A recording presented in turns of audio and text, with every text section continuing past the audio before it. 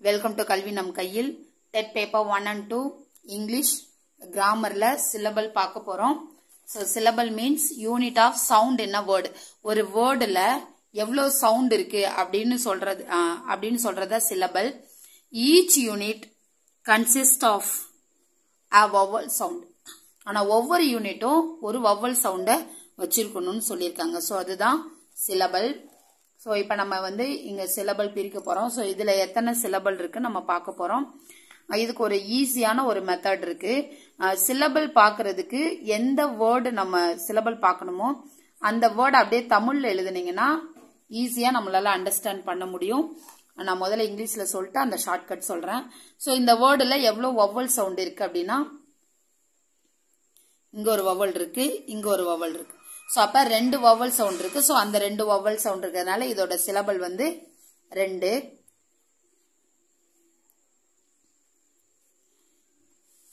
அடுத்து இங்க vowel sound தான் நம்ம பார்க்கணும். சம் லெட்டர்ஸ் கான்சனன்ட் லெட்டரா இருக்கலாம், ஆனா அதோட சவுண்ட் வவல் சவுண்டா இருக்கலாம். சோ நம்ம வவல் சவுண்ட தான் இங்க பார்க்கணும். சோ இங்க ஒரு வவல் சவுண்ட் இருக்கு, இங்க ஒரு வவல் சவுண்ட் இருக்கு, அடுத்து இங்க ஒரு வவல் சவுண்ட் இருக்கு. சோ இது இந்த மாதிரி நம்ம வவல் சவுண்ட கண்டுபிடிச்சு அதோட சிலபல் சொல்லலாம், பிரிக்கலாம். இல்ல அப்படின்னா நம்ம தமிழ்ல அப்படியே எழுதணும்னா ரொம்ப ஈஸியா கண்டுபிடிச்சிடலாம். இப்ப பாருங்க, வாட்டர், அது அப்படியே தமிழ்ல எழுதணும்னா வாட்டர் இருக்கா. சோ இதுல ஒற்றை எழுத்து நம்ம அந்த தமிழ்ல அசை பிரிப்போம்ல, அது மாதிரிதான். சோ ஒற்றை எழுத்தை நம்ம கண்டுக்க கூடாது. அப்ப water. So water. So water. அப்புறம் 2 syllable word. அடுத்து wonderful. So wonderful. அப்போ இது ஒற்று. So 3 syllable word. அடுத்து behind.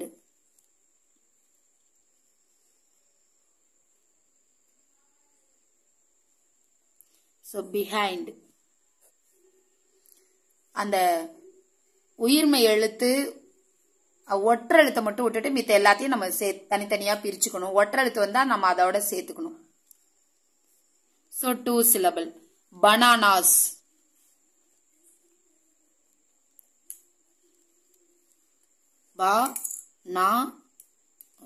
Is. So nas. இது எத்தனை சிலபல்னா 3 சிலபல். சோ இந்த மாதிரி கீழே இருக்கிற எல்லாத்தையும் நீங்க பிரிச்சு பாத்துக்கோங்க. சோ ஏதாவது சிலபல் போடும்போது கிளாரிபிகேஷன் வேணும் அப்படின்னா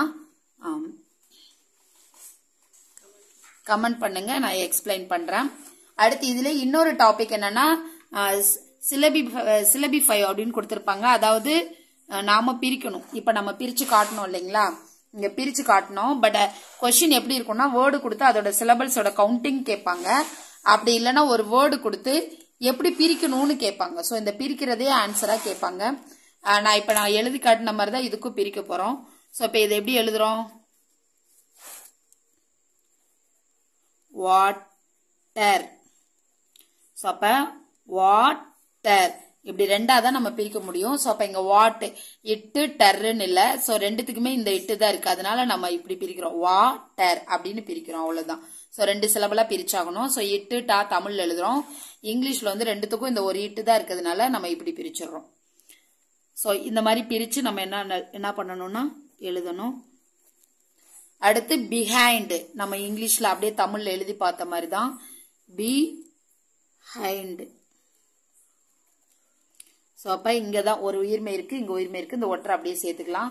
சோ அப்ப behind.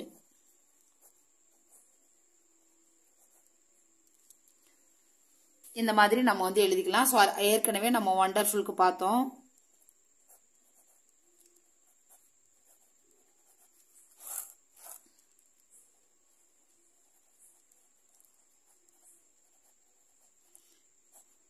இது உயிர் எழுத்து ஒற்று, உயிர்மை ஒற்று, உயிர்மை ஒற்று.